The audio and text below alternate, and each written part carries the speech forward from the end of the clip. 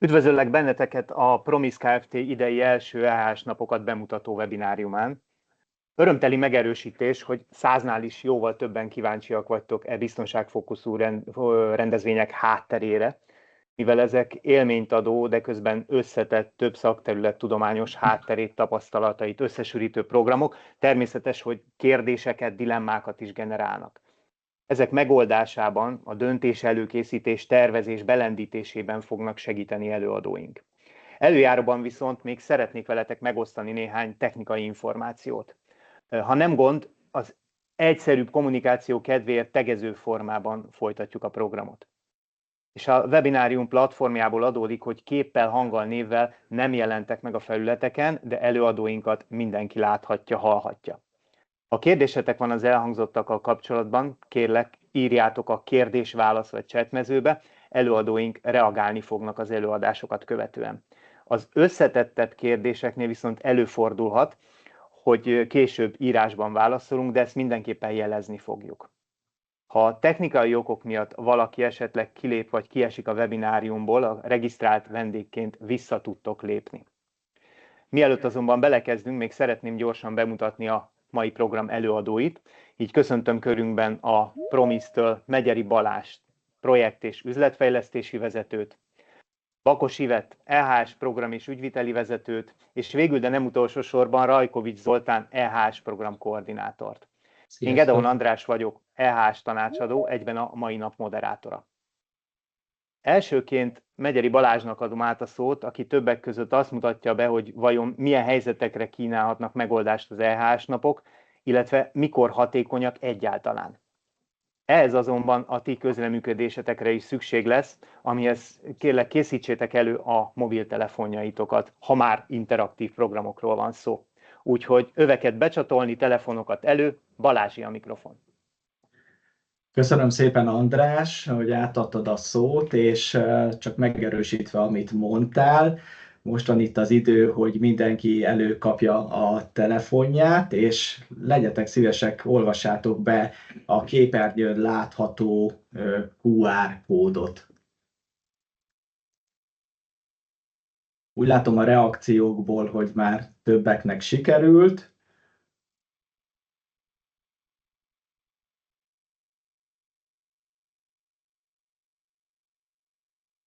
Már 34, 38-an is.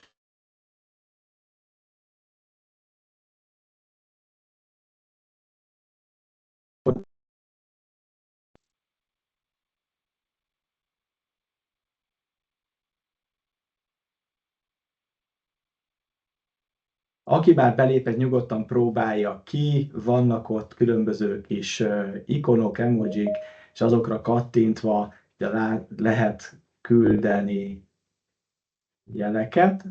A többség már be is lépett, úgyhogy én fel is tenném az első nagy kérdést, amit szavazásra bocsájtunk. Kérlek, röviden írjátok be, két lehetőség van, hogy szerintetek mi jut eszébe a dolgozók többségének az EHS-ről? Úgy általánosan, amit itt tapasztaltok, amit visszajelzésként kaptok, mi szokott ezzel kapcsolatban lenni a vélemény? Itt láthatjátok, megjelennek a beírt Jön a déjà vu érzés, azt hiszem.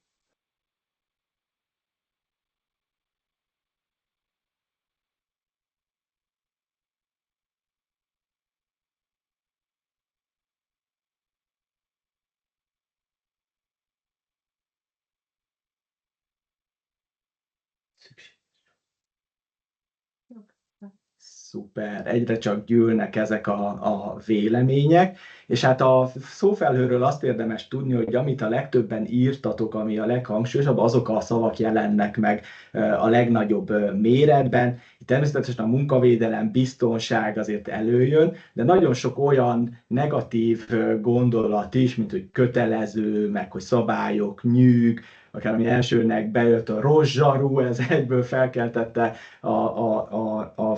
a figyelmünket. Tehát az EHS-ről nem csak pozitív a vélekedés, sok esetben valamiféle akadályt szoktak ebben látni. Nézzünk egy következő kérdést, hogy szerintetek mi a legnagyobb akadálya annak, hogy a dolgozók bevonódjanak, hogy aktívan foglalkozzanak a mindennapokban a biztonsággal?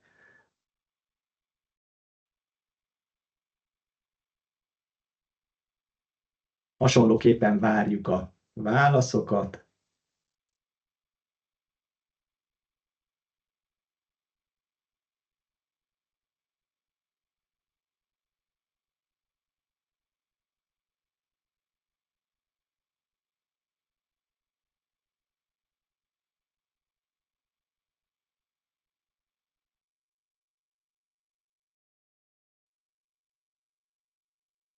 Érkeznek a válaszok, de még mindig az idő az, ami a legkritikusabb tényező, ami miatt a dolgozók nem tudnak foglalkozni a biztonsággal. Sokszor megjelent a vezető, eddig nem volt probléma, kulturális különbségek.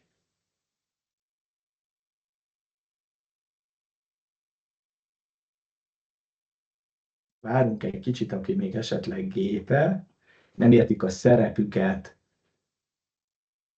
és a vezető is megjelent. Hát köszönjük szépen ezt a gyors közvéleménykutatást, és alapvetően a tapasztalatunk is azt mondja, hogy a legtöbb cég hasonló problémákkal küzd ezen a téren, amikor arról beszélünk, hogy a munkavállalóikat mozgósítani kéne, amikor a dolgozókat be kéne vonni a mindennapi feladatokba, és leginkább az EHS, vagy a biztonság terén. A pozitív üzenetek helyett leginkább ezek a negatív üzenetek jelennek meg, mint hogy ez egy kötelező rossz, ez egy komplikált szabályrendszer, amit be kell tartani, ez egy olyan dolog, amit a vezetőség számon kér, ne adj Isten a hatóság jön és büntetni fog, vagy már csak azért kell csinálnunk, mert a jogszabály azt mondja. Tehát rengeteg olyan üzenet van, ami nem épp a pozitív oldaláról közelíti meg ezt a témát.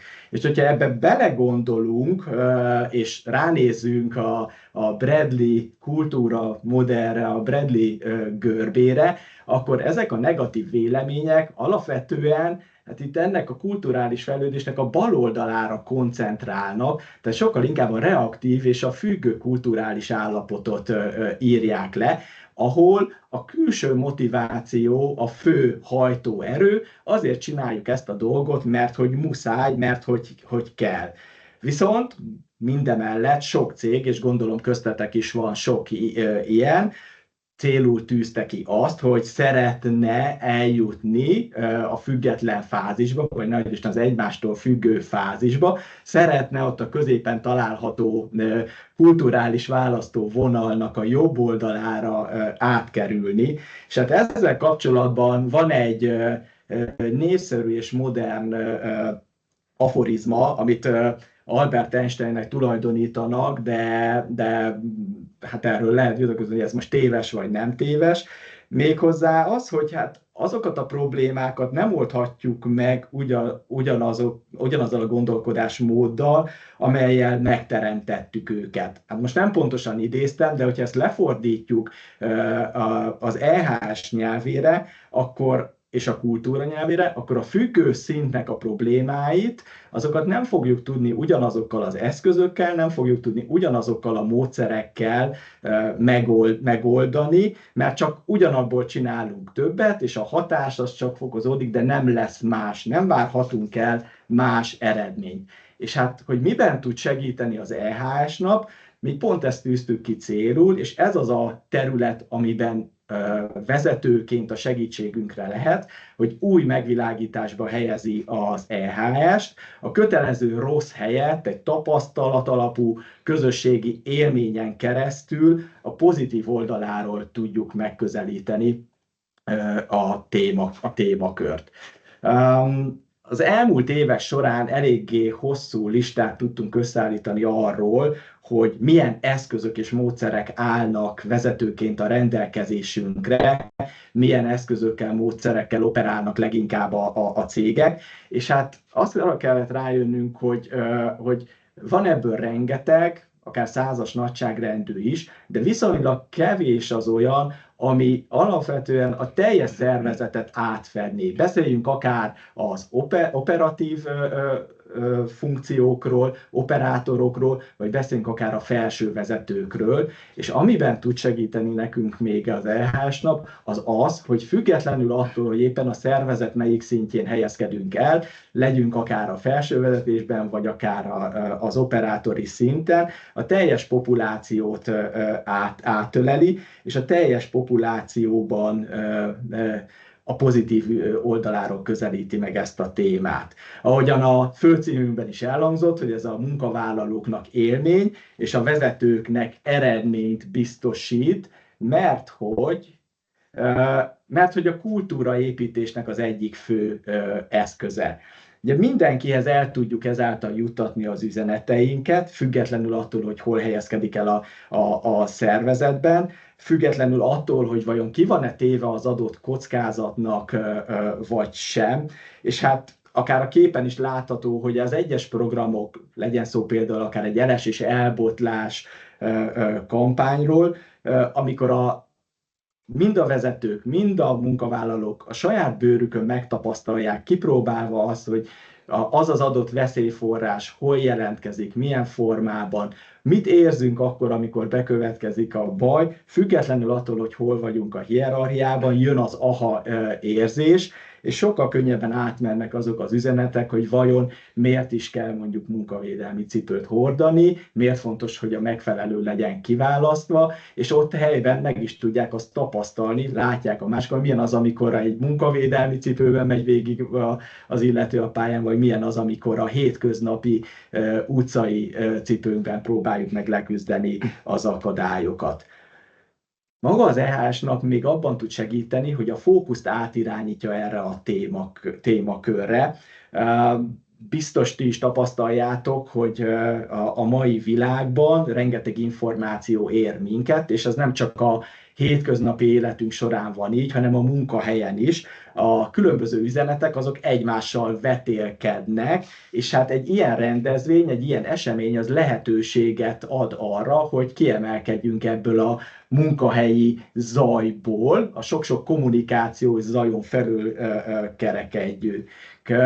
Saját tapasztalatom volt, egy nagyobb multinacionális cégnél dolgoztam, mint EHS vezető, hogy már amikor meghirdettük ezt a programot, már akkor jöttek a kollégák, hogy Balázs, mi lesz ez, mire is készüljünk, nem tudták, hogy mire számíthatnak, és miután megvolt az esemény, utána még hosszú hetekig, hónapokig záporoztak a visszajelzések, hogy ez mennyire jó volt, hogy milyen jó volt egymással kapcsolódni, és már várták azt, hogy a következő évben vajon lesz-e ilyen esemény.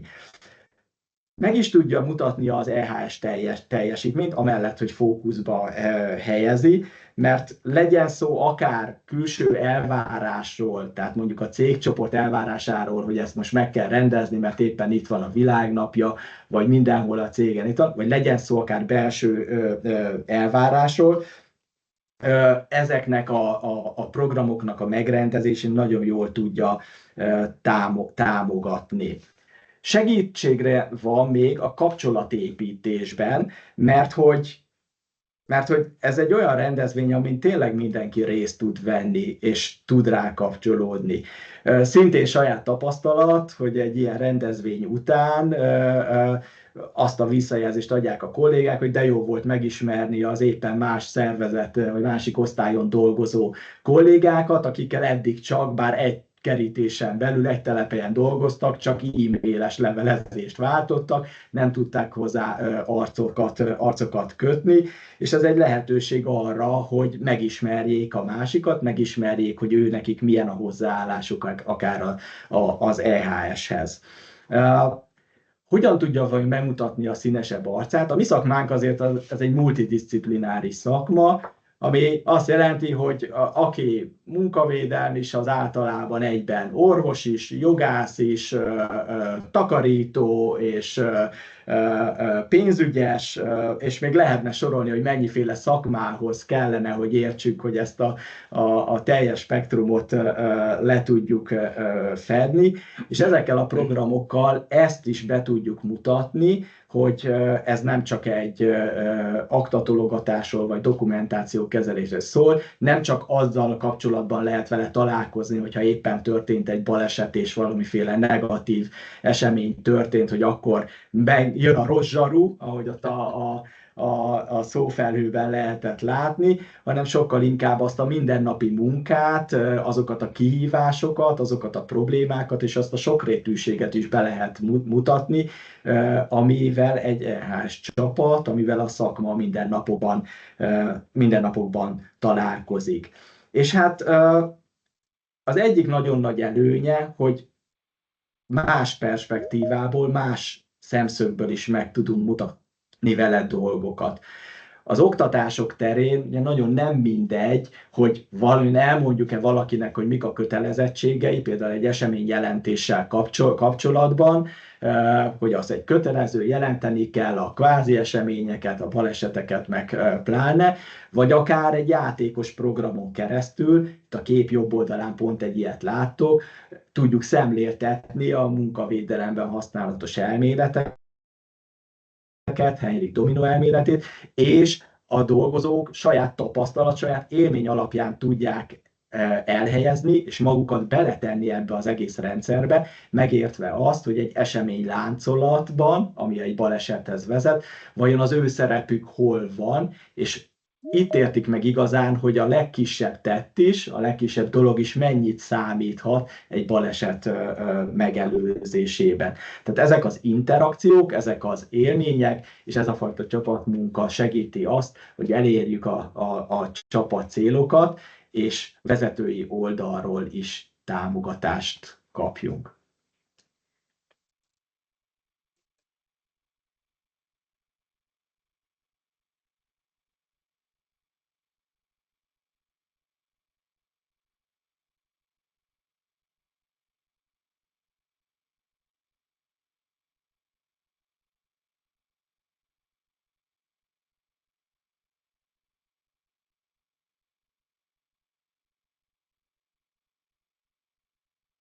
Sok szeretettel üdvözlök mindenkit a webinárunkon. Első körben én mindenképp szeretném azt elmondani, egyre közelebb fogunk lépni a KIH-hoz, ha mondhatjuk így, mert Zolival vagyunk ennek a sűrűjében, ennek a szervezésnek, lebonyolításnak. Alapvetően nem célom az, hogy itt reklámozzam a céget, de a munkánk során szerzett tapasztalatok tették lehetővé azt, hogy most ezt a webinárt megtartsuk, és a saját tapasztalatainkból hozzunk példát, mert sokkal könnyebb ezek által megérteni a felmerülő kérdéseket. És hát a fő kérdés, hogy tulajdonképpen mikor is tud hatékonyan működni egy EHS nap, ehhez több minden szükséges. Például az, hogy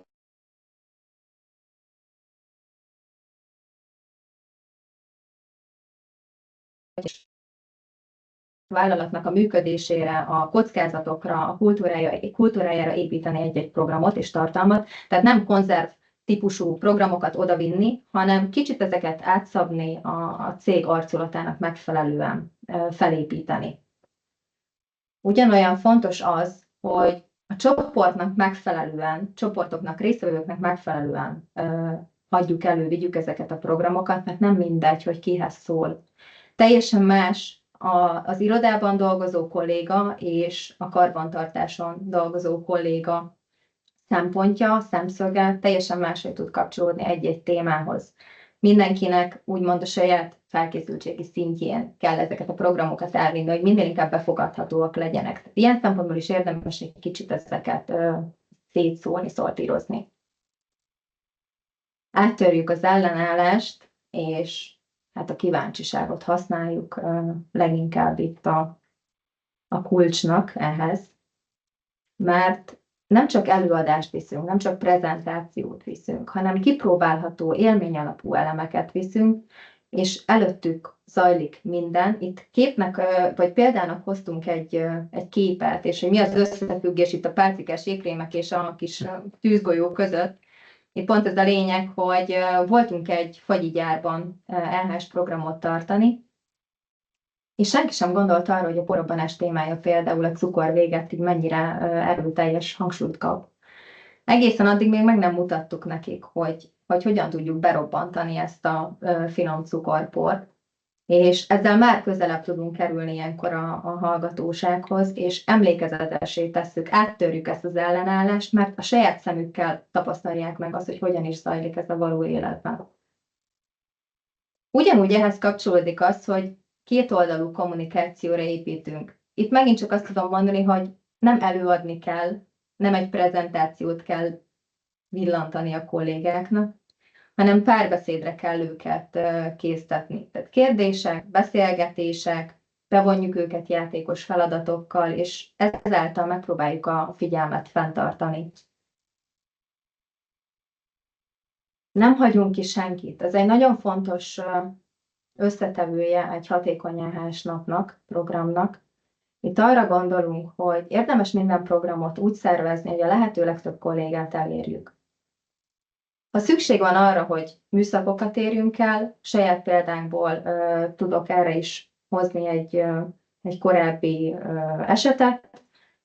Tartottunk egy EHS rendezvényt, de a műszakváltás az következő héten volt esedékes, úgyhogy elérjük a következő csapatot. Úgyhogy következő héten megint tartottunk nekik egy rendezvényt, hogy minél többet elérjünk. Itt fontos az, hogy ne történjen meg az, hogy valaki szeretett volna eljönni, de nem tudott, mert lehet, hogy leállással, lehet, hogy műszakokkal meg tudjuk oldani azt, hogy a lehető legtöbb kollégát elérjünk, és ne csak a felszínt kapargassuk.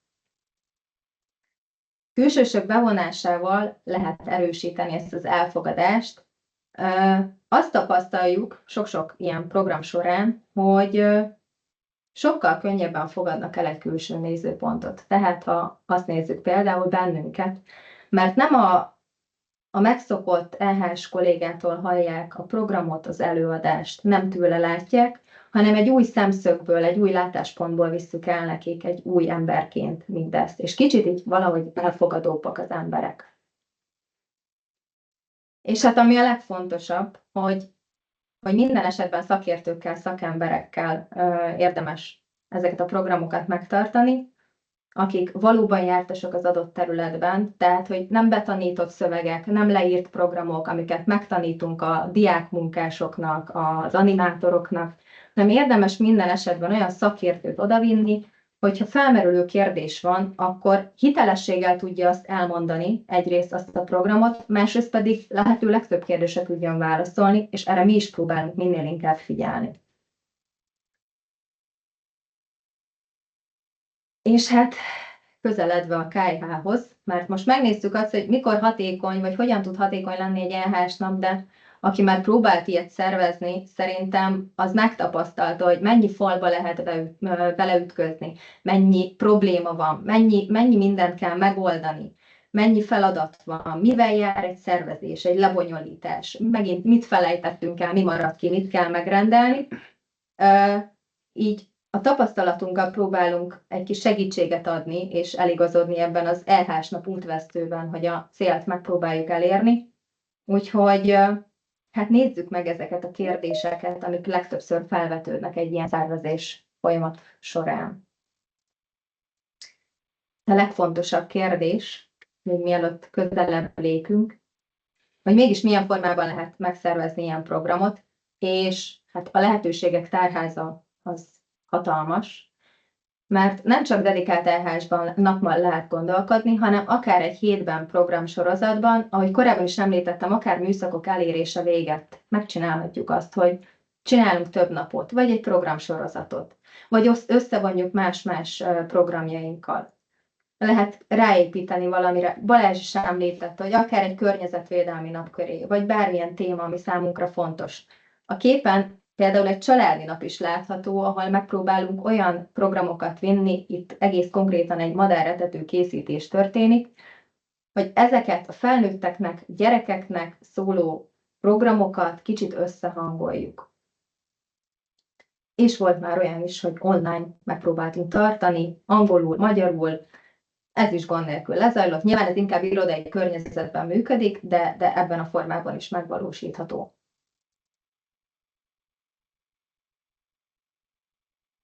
Igen, én is üdvözöllek benneteket, szervusztok, és most, hogy így Balázs is picit körbejárta ezt a témát, Ivett is a gyakorlati részét körbejárta, és említést tett arról, hogy mennyi mindennel találkoztunk azért itt az elmúlt 8 évben, mert nagyon más jellegűek a megbízóink, nagyon mások az elképzelések, és nagyon más, ahol a cégek tartanak, vagy éppen a cég dolgozói tartanak. Ugye minden esetben itt a cég dolgozóiról beszélünk, és az ő közelebb csábításukról, hogy tudjuk őket közelebb csábításni ahhoz, amivel kapcsolatban nekik alapvetően van egy ellenállásuk. Tehát az, ami kötelező, az, amit kirónak rájuk, azt egyszerűen valamiért úgy fogadjuk, hogy nem, meg miért, meg egyáltalán miért kéne nekünk ezt, meg amúgy is dolgoznom kell, meg fáradt vagyok. De ezekkel a programokkal mi megértetni szeretnénk. Azt tapasztaltuk, hogy a kollégákat arra az irányba visszük el, hogy egyáltalán megértsék, és azt értsék a programjainkból, hogy ez az ő tisztánlátásuk, és az ő jobb megértése, hogy adott esetben egy egyéni védőeszközt miért kell használni, miért azt a védőeszközt kell használni, ahhoz a tudást kell átadni, és a tudást kell biztosítani számukra, hogy miért jó ez nekik, és miért ezek az eszközök vannak kitéve. Ha jól figyeltétek, akkor itt a képek, ezek saját képeink egyébként, és itt nagyon vegyes vágott volt a kép, ahogy Ivett említette, egy gyereknapról volt szó, ahol madarakról beszéltünk, környezetünkről beszéltünk, környezetvédelemhez köthető programokról, másik képen éppen ölelgetett valaki egy tűzoltókészüléket, ami szintén nem véletlen, egy másik programunk, ahol tapasztalati tanulás által mutatunk be eseményeket, dolgokat, és feltettünk magunknak néhány kérdést, ami felmerülhet, vagy általánosságban felszokott merülni. Ugye az első AHA-szlánynál azzal kezdtük, hogy milyen a megítélése adott esetben az EHS-nek, milyen aggályok jönnek föl, volt a másodikon, és itt, amivel sajnos mi is találkozunk, és ezért inkább előre menekülve próbálunk válaszolni nektek arra, hogy bizonyos dolgokat már ki tudjunk zárni azokból az aggályokból, amit nyugodtan elengedhetünk, mert van rá válasz, van rá tapasztalat, és ezt nagyon szívesen megosztjuk veletek. Ugye itt a kérdés az, hogy tud-e specifikus lenni egy EHS nap, és hát természetesen a válasz igen. Mert hogy alapvetően ez egy jó lehetőség is, mert ha egy cég életében azt gondolja, hogy a tűzvédelemmel szeretne és tud többet foglalkozni, azt például több program által, egymásra épülő programok által tudjuk bemutatni nekik, és nagyobb mélységet tudunk elérni, mint adott esetben, hogyha a szokásos, és nálunk általánosságban 25 perces programokra van építve, vagy 25 perces időkeretre vannak építve a programok, amiben természetesen mindig van egyfajta szakmai ív, ezen a szakmai íven megyünk keresztül, jó esetben amennyiben ugye az időkeretek ezt lehetővé teszik, és valahol a program második felébe, tehát ennek a 25 percek a második felébe pedig valamiféle interaktivitást viszünk be. Itt a bal oldalon abszolút egy lotó bemutató demonstrációs fal látszik, ahol nem csak elméletben kapnak a kollégák tudást, nem csak beszélgetni tudunk erről, hanem a gyakorlatban be is tudjuk mutatni. Például egy elektromos látok, hogy mit is jelent a kizárás, kitáblázás, ott helyben ki tudják próbálni a kollégák, meg tudják élni, és ki tudjuk javítani adott esetben a hibákat. Tehát itt és most van lehetőség arra, hogy közösen gondolkodjunk, és szakember kollégánkkal, ahogy Ivett említette, egy szakember kollégával át tudják beszélni, hogy mi és hol volt ez picit más. A jobb oldalon a kép, az pedig, itt csak a jellegek miatt mutatom, hogy egyik egy demonstrációs fal, másik pedig egy társasjátéknak az alapja. Egy-egy témában, itt adott esetben kézvédelem vagy szemvédelemmel kapcsolatban van például társasjáték alapunk, ahol a kis érkező csoportot ketté osztjuk, és a feladatokat úgy hajtjuk végre, hogy kérdések által megyünk végig a témát érintő fontos kérdéseken, és beszéljük át közösen, nem csak egy igen-nem kérdéssel megyünk tovább, hanem meg is beszéljük, hogy az miért és hogy jó. Miért az a helyes út, és hogy mi a megfelelő mód, hogy ebbe az esetben viselkedjünk. Ugye, amitől tematikus lehet egy nap, az adott esetben, ahogy említettem, a tűzvédelem, vagy környezetvédelmi napok, ahol különböző ökotudatos programokat tudunk vinni, esetleg beszélünk az újrahasznosításról, vagy éppen a takarékos otthonról, vagy az e-autókról, amiről mind hallottunk, mind tudunk valamit, de sokkal inkább el tudunk mélyülni, hogyha itt idő és mód és lehetőség van. Vagy ha egy cégnek olyan indítatása, felvetése van, hogy ő szeretne egy well-being napot, ez mostanában azért elég, hogy úgy mondjam, trendi, akkor itt nem csak az általános vérvételt tudjuk helybe vinni, vagy egy szűrőbuszon mondjuk hajvizsgálatot, vagy bőrvizsgálatot tartani, mert ezekre is van lehetőség, hanem a légzést. Egy kicsit másképp, egy kicsit máshonnan megközelítve a hétköznapjainkat, hogy mennyire fontos a légzés, ebbe is el tudunk mélyedni, vagy éppen a megfelelő alvás. Ezzel talán elég keveset foglalkozunk, de tudunk az ergonómiával kapcsolatban is olyan programokat vinni, ami mind-mind közelebb hozza az embereket, és ettől tud specifikus lenni, de amivel kapcsolatban mi most egy képet hoztunk, az mondjuk egy targoncás nap. Nagyon sok olyan nehézgépkezelő kollega van, aki minden nap teszi a dolgát, de itt egyfajta ünnepként tudjuk kezelni ezt az alkalmat, mert hogy egy versenyt tudunk lebonyolítani, ahol ők ki tudják próbálni egymással az ügyességüket, és itt sosem a gyorsaságra, vagy éppen csak az időre megyünk, hanem a szabályok betartása legalább annyira fontos, amit figyelünk, pontozunk, és ilyen formában tudjuk lebonyolítani a feladatot. És ez egy nagyon jó csapatépítő dolog, mert egy kicsit kiszakadnak a hétköznapokból, kicsit másképp látják a saját munkakörüket, és néznek rá a hétköznapjaikra. Hát a milyen iparágban szokott a kérdés szintén felmerülni, ugye van irodai környezet, termelés. Alapvetően arra a kérdés, hogy milyen iparágban, szinte mindenhol voltunk, tehát a kutyatápgyártótól kezdve az olajfúró toronyig mindenhol jártunk, és mindenhol meg tudtuk oldani azt, hogy egy oda célirányosan finom hangolt programot vigyünk, ami számukra megfelelő, ami számukra a leginkább alkalmas. A másik kérdés ugye az irodai környezet, vagy irodai kollégák, itt is tudjuk finom hangolni azt, de ez egy későbbi PPT-be lesz. Tehát alapvetően itt minden iparágra vonatkozóan, egy gyógyszergyártástól az élelmiszeriparig valóban mindenkinek tudunk vinni. Itt fontos a megbeszéléskor, és Ivet is említette az előkészületeknél a fontos megbeszélés, meg a pontos megbeszélés, hogy pontos részletekbe belemegyünk, hogy milyen fókusszal, milyen céllal szeretne a cég, vagy adott esetben van egy kockázati fókusz, ami éppen aktuálissá vált. Ezeket jól átbeszélve, megértve a felkérést, a felvetést tudunk mi is segíteni abban, hogy milyen állomások azok, amik a leginkább alkalmasak lennének a cél elérésében. Hát a helyszínek, ugye itt is nagyon sokszor van felvetés, hogy de hát nekünk nincs csak irodánk, nekünk csak kertünk van, vagy egy tarlónk, amit éppen láttok. Szinte mindenhol dolgoztunk, tehát a Nemzeti Színház árnyékától kezdve egy kéményben, egy koszos udvaron, vagy egy 70-es évek focipályáján valahol messzi távol. Szinte minden helyszínen voltunk, itt is annyi a dolog küldetése, hogy bizonyos programok nem megvalósíthatóak. Tehát van akár tűzvédelmi, akár környezetvédelmi, munkavédelmi szabadulószobánk. Ezeket a programokat sajnos egy kültéri helyszínen nem tudjuk lebonyolítani, vagy technikailag ugye a VR szemüveg nem megoldható külső helyszínen. Bár azt hiszem, Ivett azért nézett rám, mert egyszer már egy nagyon sötét udvari sátorba is próbáltunk VR programot tartani. Szóval a lényege az egésznek az, hogy bizonyos programok csak bizonyos környezetben tarthatók meg, vagy legalábbis ott optimálisak, de hogy alapvetően nem lehet akadálya az, hogy nincs megfelelő helyszín, mert a helyszínbejáráskor megnézzük, hogy mit és hogy és hol hajtható végre.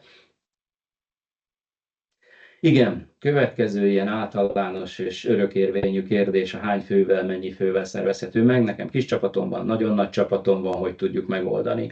Igen, a pici csapat ugye mindig egy előny, mert sokkal közelebb tudunk kerülni a kollégákhoz, sokkal kisebb csoportokban tudunk dolgozni, a figyelmet könnyebben fenntartható, és ilyen jellegű programokat viszünk. Viszont ha egy nagy szervezetről beszélünk, ott viszont lehetőségünk van esetleg nagyobb lélekszámot befogadó programokat megtartani, de ekkor még mindig nem kell elrugaszkodnunk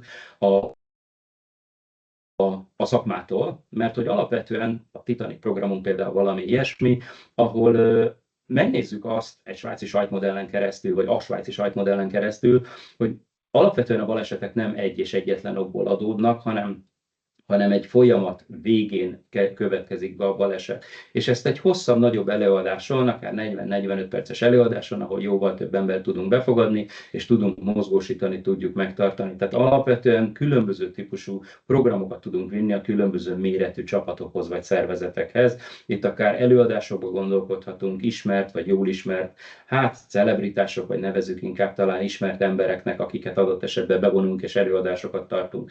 Adott közlekedésbiztonság vagy egészségvédelem, elsősegélyvonalon, ilyen jellegű módon tudunk megszólítani minél nagyobb tömeget a szervezetből. Igen, le kell állni, nem kell leállni a termelésnél, nem tud leállni, bizonyos termeléstípusok nem tudnak leállni, vagy az újraindítás borzasztó drága.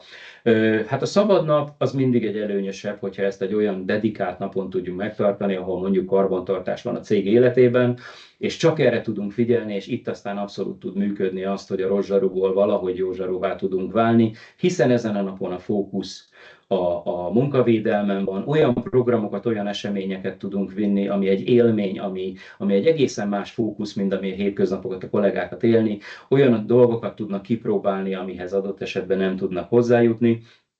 Itt így is tervezzük a programokat, és itt adott esetben egy hosszabb program, vagy éppen ezek az említett 25 perces programok lebonyolításai a megvalósíthatóak. De mi van akkor, hogyha nincs egy szabad napunk, és csak a kollégáknak a rövidke kis szüneteikre tudunk építeni? Ebben az esetben is tudunk programokat vinni. Itt inkább az egyénileg végrehajtható programok azok, amik az egyéni figyelmet, vagy éppen az egyéni megközelítését a munkavédelemnek, hogy az ő egyéni készségeire tudjunk fókuszálni, és csak talán egy-két példa, hogy közlekedésbiztonságra különböző olyan szimulátoraink vagy demonstrációs eszközeink vannak, ahol egyénileg akár néhány percben is kipróbálhatnak. Mondjuk egy ütközés szimulátort, hogy milyen lenne, hogyha karamboloznék 10 km/h vagy a fölött, milyen hatás történik velem, és az egész napot akár föl lehet húzni egy közlekedés biztonságra. A kollega kijön, néhány percben megéli az élményt, történik egy egyéni beszélgetés, egy rövid interaktív érdeklődés a témában. Adott esetben egy témaköré tudunk több mindent vinni, lehet ez tűzvédelem, lehet ez mondjuk közlekedésbiztonság, vagy egészség témája is. Tehát mindkét változatban, akár hogyha leáll a gyártás, akár hogyha nem áll a gyártás, megvalósítható a programok, csak a programok jellege vagy típusa eltérő, és erre kell nagyon figyelni. Igen, ugye volt egy korábbi fotó, ahol már beszéltünk arról, hogy családi nap vonatkozásában is tudunk gondolkodni, vagy éppen kizárólag EH-s napban. Ugye már meg is adtuk a választ arra vonatkozóan, hogy természetesen itt összevonható. Itt amire nagyon érdemes figyelni, hogy a gyerekeknek is biztosítsunk, tehát ne csak szigorú szakmai programokat vigyünk, hanem valami olyan programot, amivel adott esetben még a srácokat is edukáljuk. Itt volt például ez a madártani előadás, madarakról, környezetről, madarak őszi-téli etetéséről, nagyon sok mindent érintettünk. Vagy éppen a komposztálás, ami azért a családokban, a kertesházak esetén főleg merül föl, hogy milyen formában szabad csinálni, mit szabad beletenni, mit nem. Itt is interaktív előadásunk van a témában. Srácok apul anyuval beülnek, és beszélgetünk a témáról, kicsit őket is tanítva, vagy az ökotudatosság mindenféle formája, vagy éppen az újrahasznosítást egy memóriakártyán keresztül, de mellé természetesen tudunk olyan szakmai programokat is vinni, ahol akár együtt is tudnak dolgozni a gyerekek, vagy éppen ez egy lehetőség lehet arra, hogy a srácok betekintést nyernének. Ugye általában azért az intézmény, a gyár környezetében szoktak ezek a napok megtartva lenni. Tudunk bemutatni, hogy apu-anyu hol dolgozik, milyen munkakört, és egyfajta ilyen pályaválasztási jelleggel is lehet betekintést nyerni ezen a napon. De ide is tudunk olyan labirintust vinni, ami felnőttek által is élvezhető, kipróbálható, de a labirintus útvesztőibe, hogy ne csak a srácok, vagy ne csak a felnőttek, hanem mindkét életkorra, mindkét célcsoportra tudunk kérdéseket feltenni, és ugye együtt jutnak ki. Egy közös élmény, csapatépítés, vagy éppen a cégen belüli csapatok, akik együtt tudnak esetleg dolgozni. Tehát természetesen összevonhatóak ezek a programok, nem kizárólag dedikált EH-snak. És igen, hát mindig nehézség, és korábban is jött ugye az irodai dolgozók, vagy éppen fizikai dolgozók. Leginkább vegyes csapatokkal találkozunk, de nincs akadálya annak, hogy adott esetben egy kizárólag mondjuk irodai dolgozókból, hiszen nekünk tudunk ergonómiai programot kínálni, vagy éppen olyan más jellegű szabadulószobát például, ami abszolút hozzájuk és rájuk van igazítva, de például egy szabadulószoba egy ellenpélda is arra, hogy ha vegyes csapatok vannak, akkor mindenkinek a tudását tudjuk használni, mert lehet, hogy egy laboráns olyan kérdésre tud válaszolni, ami vegyi téma, míg mondjuk a fizikai dolgozó egy egészen másikon van otthon, és ez egy jó átjárás is a munkakörök között, mert hogy valahogy megtapasztalják egymás munkaköreit, kicsit átlátnak, kicsit tudják értékelni azt, hogy a másik hogy és hol dolgozik, és ők együtt azok, akik a cég életét képviselik, és a közös munka az a közös eredmény is egyúttal. És nézzünk meg egy kis videót.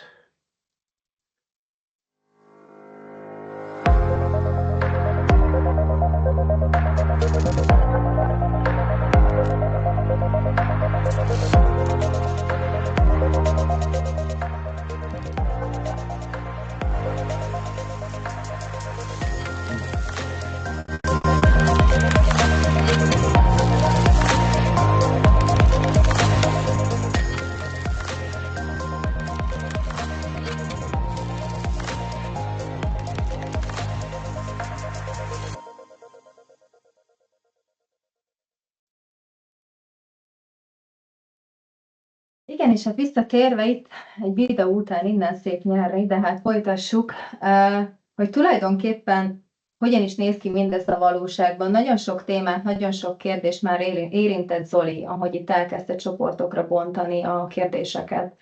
De egy kicsit akkor így összefoglalva, és muszáj vagyok közelíteni így magunkhoz, mert azt tudom elmondani, hogy hogyan is történik ez a valóságban, bár aki már próbált ilyet szervezni, azt tudja, hogy milyen is ez, hogyan történik.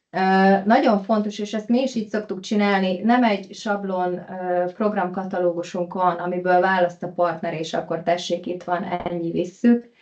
Minden esetben letisztázzuk velük, ezt cégen belül is érdemes, mi is megpróbáljuk így csinálni, hogy tisztázzuk le a fókuszt, hogy mi a cél, hogy vannak-e kritikusabb pontok, amit érinteni kell, amit középpontba kell helyezni, hogy vannak-e olyan témák, amiket szükséges kiemelnünk, akár több baleset, akár botlásos balesetek megnövekedtek. Jó lenne, ha most ilyen program lenne hangsúlyos, ez lenne középpontban.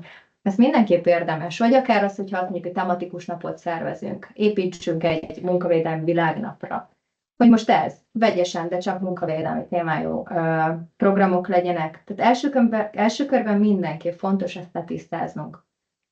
Nagyon fontos a kommunikáció, hogy az időben megtörténjen, hogy minél több kollégát el tudjak érni, hogy minél többen infóhoz jussanak. Ez lehet valamilyen online felületen, lehet plakátokon, lehet fórumokon. Ha úgy van, akkor végig a kantinba kihelyezek mindenhol egy-egy kis szórólapot róla, de nagyon fontos, hogy ez időben megtörténjen, akár már a rendezvény előtt 2 hónappal is akár, hogy minél több emberhez eljusson ez az info, ebben sokszor tudunk is segítséget adni a partnereink számára, hogy ez hogyan érdemes, mit érdemes. Helyszínbejárás és egy az egyben helyszín, ezt így mondanám. Ezt is említette már Zoli, hogy nagyon fontos, hogy bizonyos programok esetében milyen helyszínen lehet azt megvalósítani. Vannak kivételek, de ha szükséges, akkor ezeket is valahogy megpróbáljuk megoldani.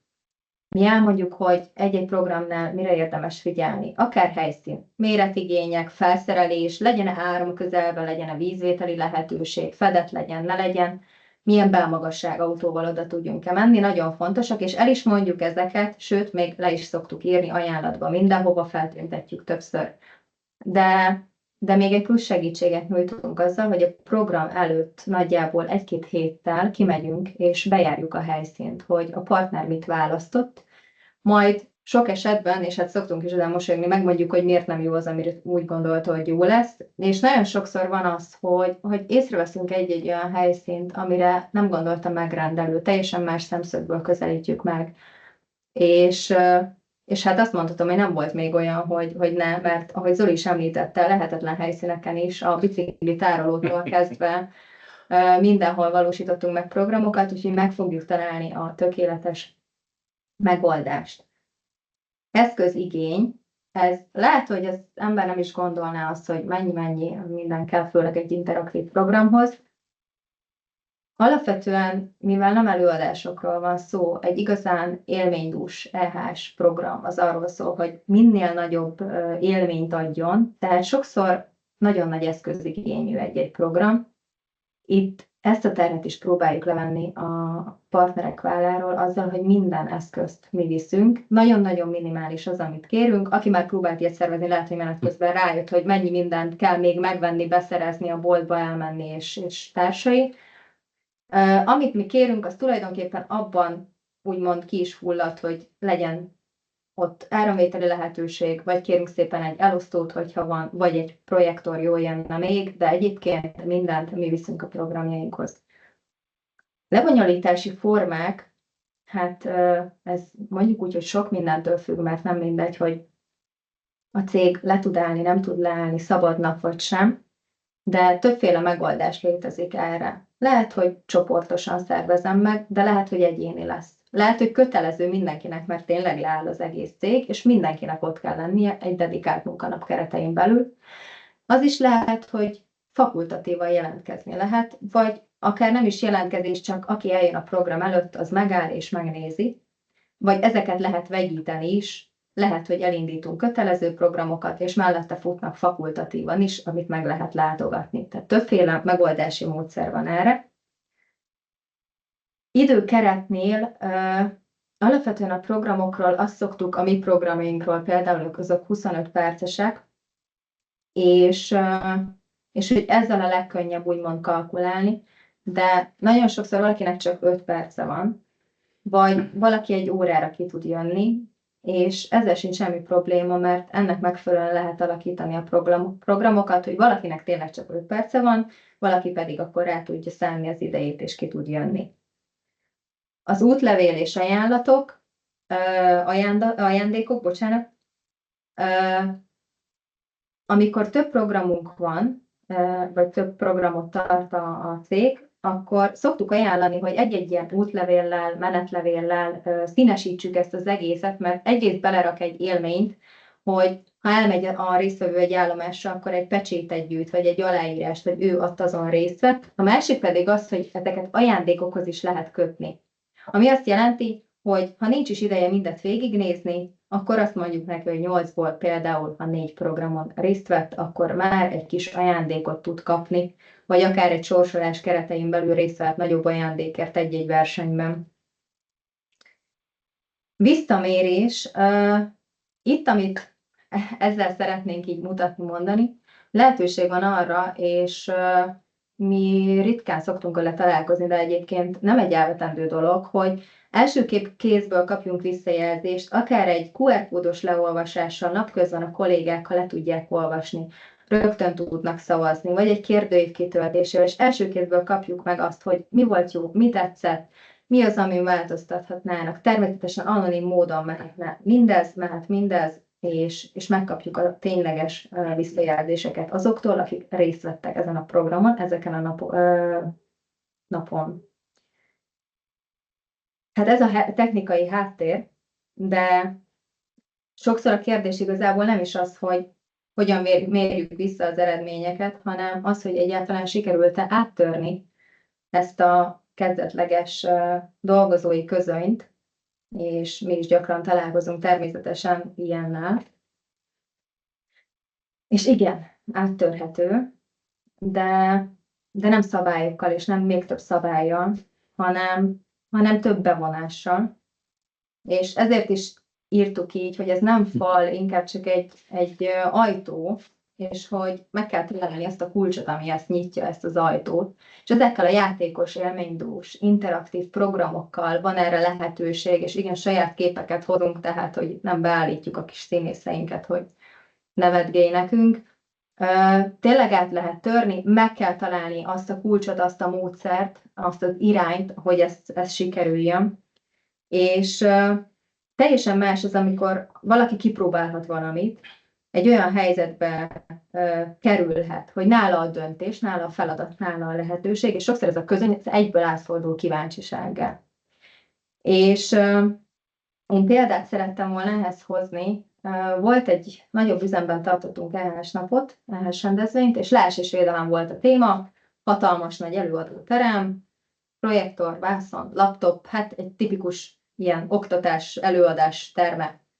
Meg is jött a csapat, láttuk a rendkívül érdeklődő tekinteteket, hogy na, de jó, megint meghallgatjuk ugyanazt, amit szoktunk, meg hát leesésvédelemből azért egy oktatás nem biztos, hogy izgalmasnak ígérkezik.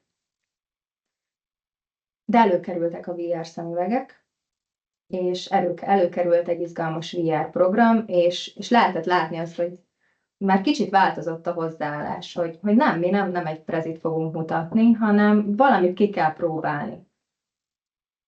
És ezt a VR programot elvittük nekik. Egy idő után eljutottunk oda, hogy egymás kezébe adták a VR szemüveget, viszont itt is volt egy kemény dió, minden csoportban van egy kemény dió, egy tapasztalt karbantartó kolléga, aki eléggé szkeptikusan állt a dolgokhoz, hogy hát nehogy már meg, hogy látja kivetítve, hogy ez milyen, ez biztos, hogy nem lesz félelmetes, őt ez nem érdekli, de aztán a kollégáknak sikerült rákönyörögni a VR szemüveget. Felment, és csak állt. A program alapvetően az, hogy lifttel fel kell menni az 50. emeletre és kisétálni egy deszkán. Felment és csak állt, majd inkább lejött, és ott érezni lehetett rajta, hogy ez a közöny, ez sikerült, ezt a közönyfalat sikerült áttörnünk, mert lehetett rajta látni a meglepettséget, és azt hiszem valami olyasmi hangzott el, de hát nyilván erre már pontosan nem tudom, hogy mit mondott, hogy ő úgy gondolta, hogy nincs tériszonya, de hogy most már rájött, hogy lehet, hogy a 2 fokos kis fellépőre se mer felmenni, mert hogy ez így kicsit megváltoztatott benne mindent. Én azt mondanám, hogy nézzük is meg ezt a programot, hogy milyen ez a VR.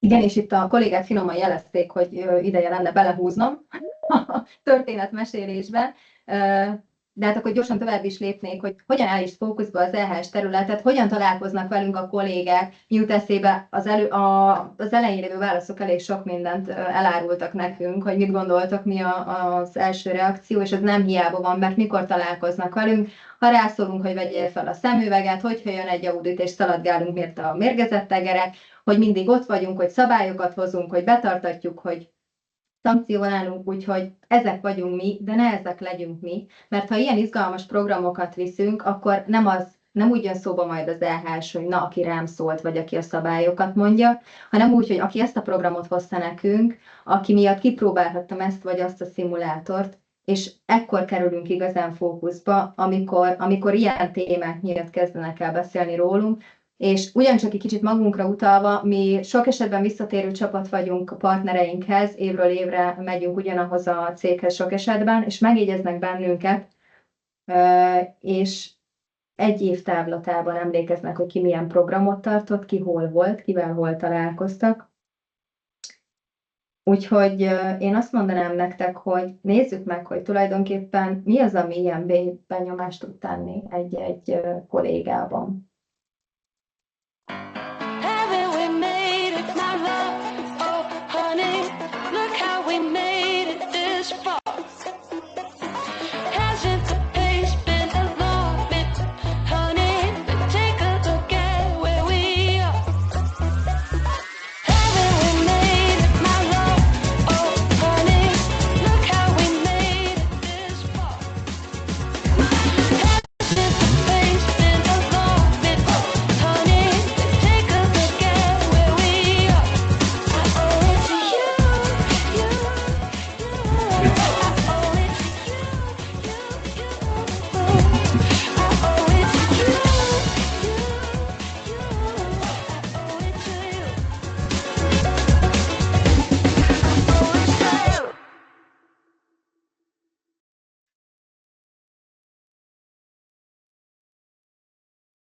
És tulajdonképpen a lényegi kérdés, hogy mitől is más egy EHS nap, hogyan lesz az élmény maradandó, de azt hiszem, hogy az előttem lévő videók és tartalom már meg is válaszolta ezt a kérdést, hiszen ez úgy lesz maradandó, hogy ha nem megint tanítani akarunk, nem egy új szabályt hozunk be, hanem hatunk a kollégára, és ez akkor marad igazán meg valakiben, ha testközelben történik. Részt kell benne venni, és érzelmet vált ki. Ez egy EHS nap.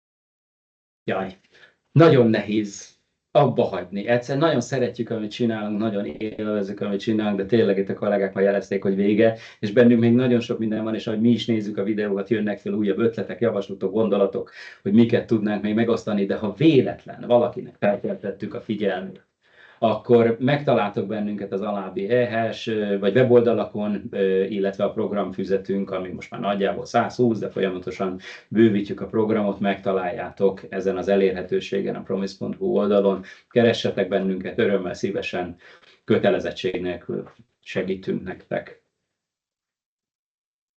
És ami egy másik érdekesség és újdonság valahol, hogy sikeres programok után megkerestek bennünket, hogy a globál szinten vagy nemzetközi szinten is szeretnének cégcsoport szinten ilyen jellegű programot tartani. Most már valószínűleg, hogy erre is van lehetőség.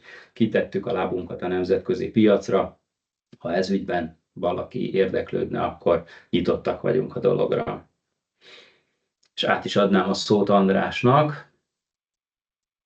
Köszönöm szépen, és Zoli úgy fogalmazta, hogy véletlenül, hát nem csak véletlenül figyeltek a meghívottaink, mert ráadásul elég gyakorlatias kérdéseket tettek föl, de az időre való tekintettel lehet, hogy összefűzve meg tudjátok válaszolni a két kérdést, mert az egyik az volt, hogy mennyivel korábban kell megrendelni, és mikor érdemes elkezdeni a szervezést, illetve hogy tudtok-e segíteni a kihirdetésben vagy a kommunikációjában cégen belül, hogy gondolom azért, hogy értesüljenek róla az érintett vezetők, munkatársak. Jó, nagyon jó kérdés, és köszönjük szépen, és erre mondom, hogy nagyon sok minden van még, ami a sok-sok részletben megbeszélendő, vagy a sok részlet kitérendő. Igen, hát alapvetően egy komoly EHS-nak programját azért jó 1,5-2 hónappal korábban el kell kezdeni szervezni. És ebben egy csomó adminisztráció van, de nagyjából mi azt szoktuk kérni, hogy egy 4-6 héttel korábban kezdjük el átbeszélni a dolgokat, átbeszélni a fókuszt. Első körben ugye online verzióban tudjuk ezt most már megtartani, és ahogy az idő halad előre, szűkítjük a programok számát, később egy árajánlatot küldünk, és ugye ott már az adminisztráció, a bürokrácián keresztül átfut, mire megkapjuk a megrendelést. Szóval nagyjából ez a válasz. A másik kérdés pedig az volt, hogy... A másik kérdés, ugye mondtam, hogy összefűzve, hogy tudtok-e segíteni a kihirdetésben, a kommunikációjában, hogy cégen belül hogy tudják mégis ezt a kollégáknak, meg a vezetőknek továbbadni, mint programot? Én úgy gondolom, hogy erre gondolt a hallgató. Természetesen tudunk segíteni, ez nagyon más és más cégenként. A konkrét megkeresés esetén erre szívesen válaszolunk, javaslatokat teszünk, megoldásokat kínálunk nektek. Nagyon szépen köszönjük, és Mindenképpen, hogyha még akadnak kérdésetek, akkor a megadott elérhetőségeken természetesen erre válaszolunk, illetve ha felszeretnétek idézni az információkat, adatokat a ma elhangzottakból, akkor arra lehetőséget biztosítunk a webinárium megosztásával, úgyhogy ez YouTube-on majd látható lesz. És természetesen a régebbi szakmai tartalmaink is elérhetőek, így mindenképpen arra biztatnálak benneteket, hogy kövessétek a YouTube csatornánkat, illetve a social media felületeket. És ezt azért is érdemes megtenni, mert az EHS napok programjából élőben is szeretnénk ízelítőt adni egy nyílt EHS nap keretében, ahol ugye kipróbálható eszközökkel, érdekességekkel, inspiráló ötletekkel is találkozhatok, illetve magukkal az ottani szakemberekkel, szakértőkkel, akik tartják ezeket a programokat, és elég sok életszerű élménnyel, tapasztalattal rendelkeznek, amit örömmel megosztanak veletek. Úgyhogy tartsátok velünk a kapcsolatot, jelentkezni fogunk a további részletekkel. Úgyhogy nincs más hátra, még egyszer köszönöm az érdeklődéseteket, és előadóink, illetve a Promise munkatársaink nevében további szép napot kívánok nektek, minden jót!